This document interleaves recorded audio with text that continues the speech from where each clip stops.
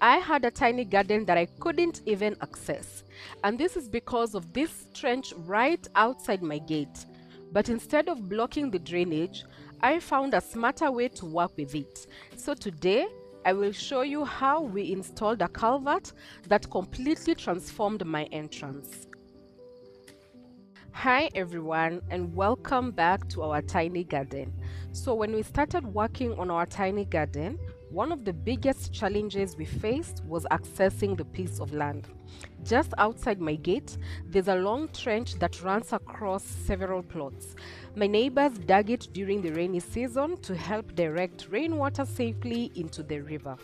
I didn't want to block the drainage because it helps everyone along the stretch. So instead of covering the trench, I decided on a better solution, installing a culvert. This would allow me to drive or walk into my property, and at the same time, it will keep the rainwater flowing smoothly. So first steps first was to dig and prepare the site. So we started by digging the trench, and as usual, I made sure to reserve all the soil that we removed. I never dump my soil because it always comes in handy for gardening. Whether it is filling grow beds, improving raised beds, or leveling new areas, soil is super precious.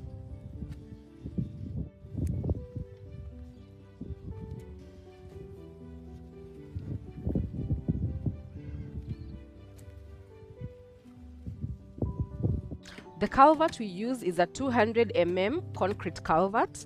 Concrete culverts usually come in very different sizes, and the most common sizes are 150, 200, 300, and larger ones depending on how much water needs to pass through. For our small garden access point, the 200 size was perfect, and each culvert cost me 1,000 Kenya shillings.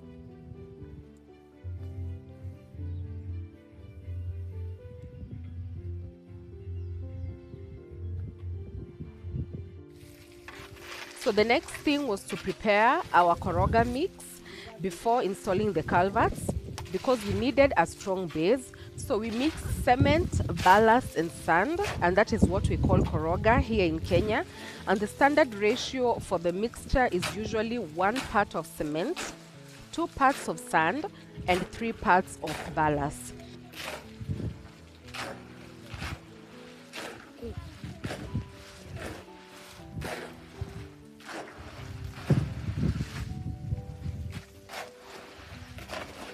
We first placed a layer of this koroga at the bottom of the trench when it was done, and this is important because it helps create a very stable and level foundation.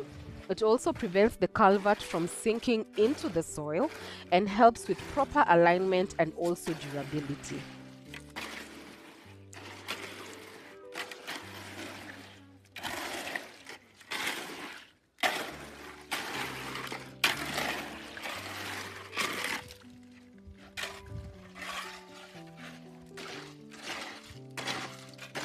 With the base ready, we positioned the first culvert very carefully.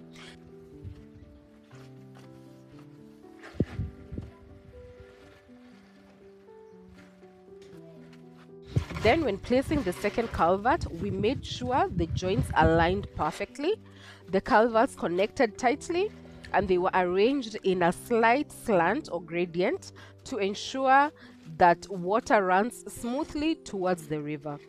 So this gradient is what ensures there's no stagnant water inside the culvert.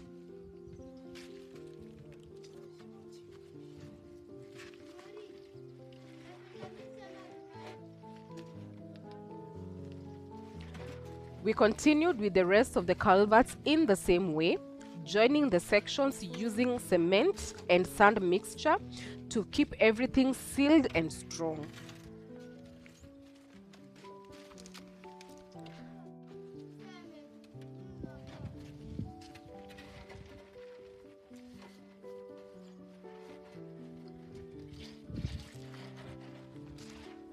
Once all the culverts were in place, we reinforced the sides with more koroga and tamped it firmly. This supports the culverts and prevents shifting over time.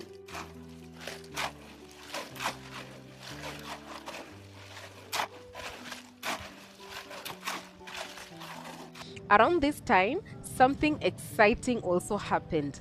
We finally got our own water connection.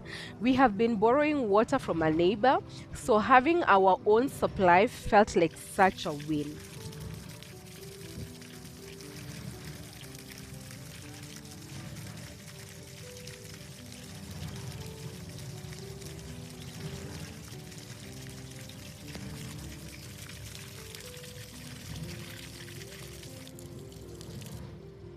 After securing the sides, we worked on the top section, adding more koroga, leveling it, shaping the slope, and compacting it properly. The goal was to make sure that it's strong enough for vehicles, water flows correctly, and the access point remains steady even after heavy rain.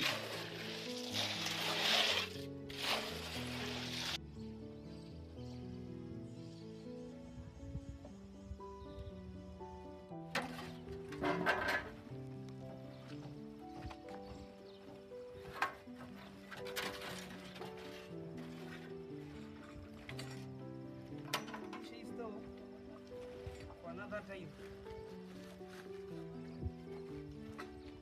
And finally, after the rains, the culvert proved itself beautifully.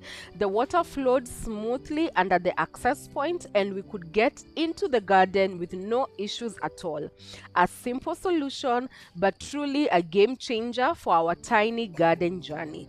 Thank you so much for hanging out with me today, and I will see you in the next video.